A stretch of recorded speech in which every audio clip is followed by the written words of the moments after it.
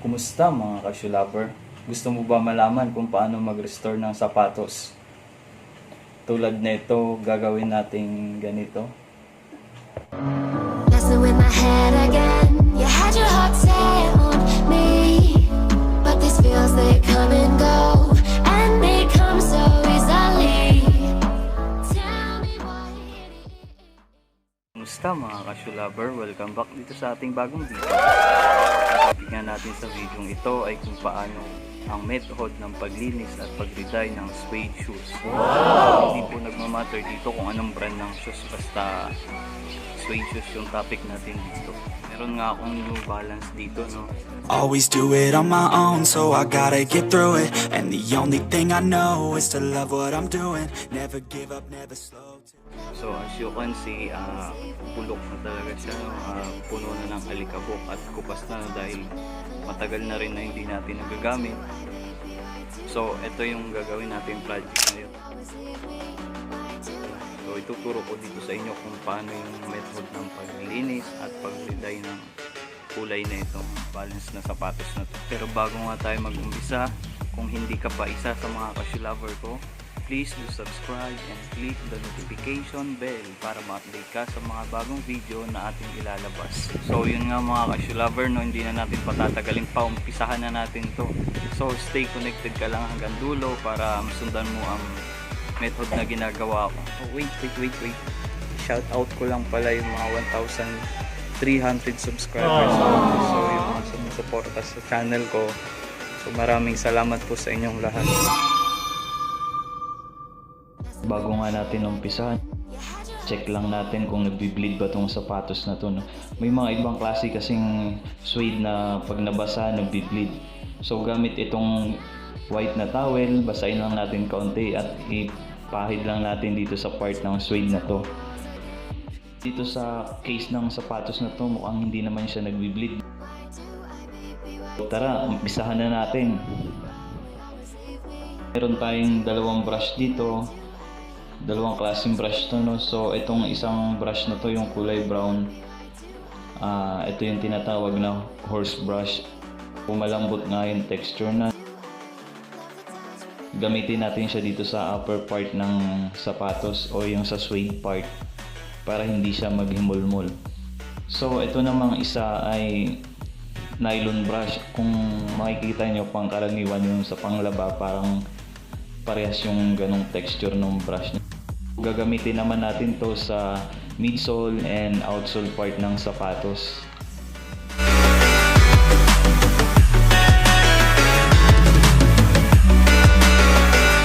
Ang gamit nating shoe cleaner ngayon ay RE Premium Shoe Cleaner.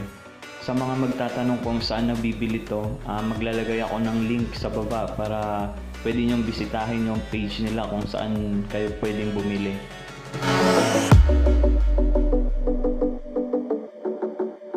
Ang una kong ginagawa pag naglilinis ako ng sapatos, inuuna ko yung midsole and outsole part. Staying up when I go out, you gotta know I'm all yours. Ang una nga natin gagawin, tanggalan na muna natin ang sintas para mas madali nating malinisan ang sapatos. Tell me why you Kaya natin matanggalan ng sintas, tanggalan din natin muna ng alikabok gamit itong horse brush. Ang purpose nga natin dito kung bakit natin tanggalan ng alikabok bago natin basain, para hindi na siya magkakaroon ng putik-putik. Why do I love the touch but never love the feeling? Why do I, baby, why do I? Uunahin na nga natin linisin itong midsole and outsole part ng sapatos. So gamit itong nylon brush, patakan nyo lang siya ng shoe cleaner. By the way, yung tubig pala dapat kaunti lang, no, para hindi siya titigas yung suede.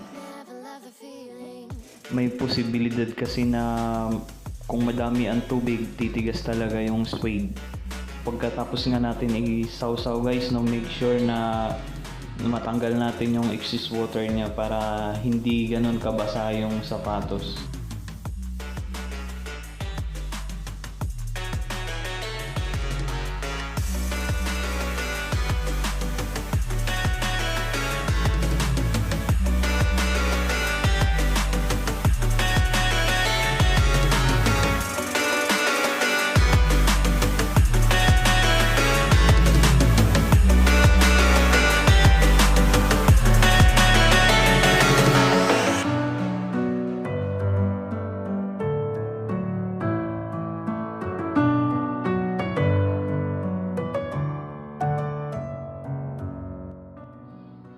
Tapos na nga tayo dito mga ka-shoe lover sa midsole and outsole part.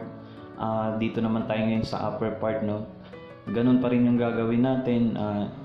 Isasaw-saw natin, then kung may excess water, so ipupunas lang natin. So ang pag-scrub pala dito, naka circular motion siya para mas matanggal talaga yung mga dumi, no? Yung mga kasulok-sulukan dyan sa suede na yan, matatanggal talaga yung dumi niya. Why do I, baby, why do I love the way you always leave me? Why do I, baby, why do I love the touch but never love the feeling? Dito naman ngayon papasok mga ka-shoe lover ang dab and twist method.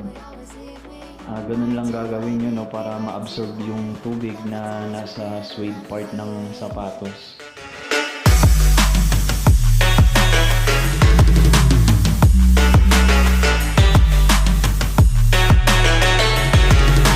Ganun lang yung gagawin mo kung mga ka-shoe lover hanggang sa matapos ka sa paglinis ng upper part ng sapatos. Same method pa rin yung gagawin mo.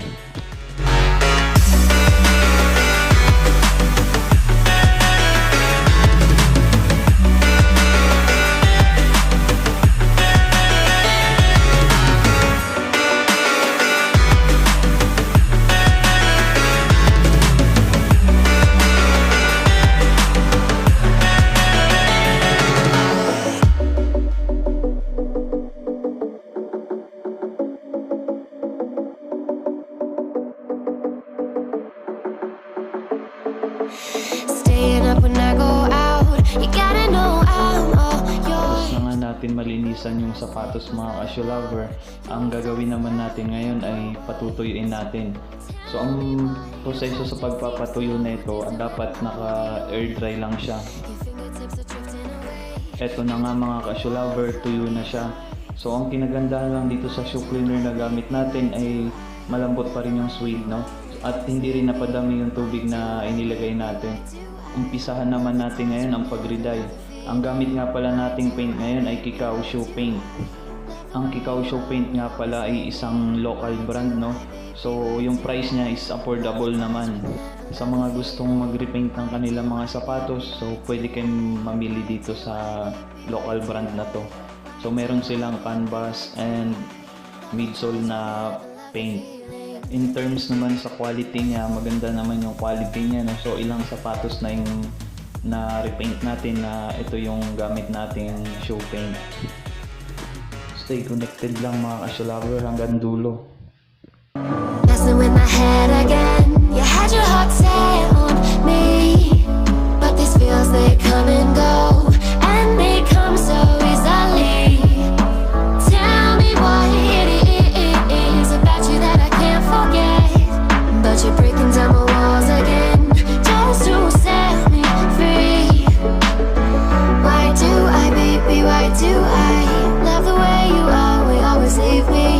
Why do I, baby, why do I love the touch but never love the feeling? Why do I, baby, why do I love the way you always leave me? Why do I, baby, why do I love the touch but never love the feeling?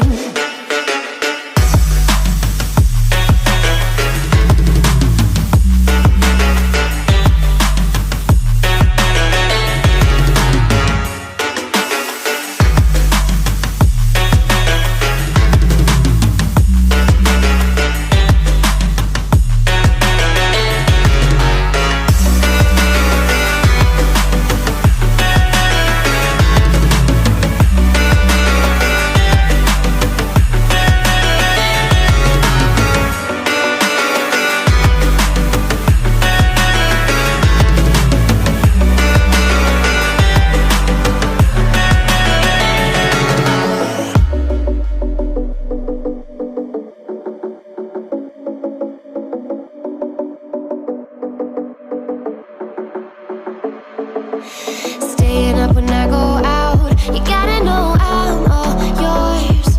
But when I say what's that about, you start slurring your words. Tell me why you have to seem so distant when I'm holding you. Your fingertips are drifting away, and I fucking love how it hurts.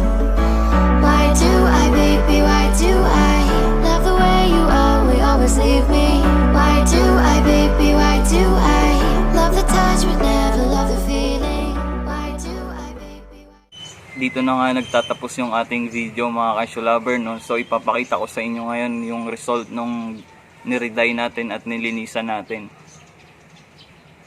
So ito yung isang pares na hindi pa natin na-reday, no? So faded talaga siya. So disclaimer lang mga ka-shoe lover, no? Hindi po ako professional na nagre-restore talaga. So mga idea ko lang din yung iba na ginagawa ko. So kung may mga katanungan kayo, comment lang kayo dyan sa comment section, no? Para malaman natin at masagot rin natin yung mga ibang katanungan na kaya nating sagutin. So yun lang mga ka-shoe lover. Maraming salamat sa inyo.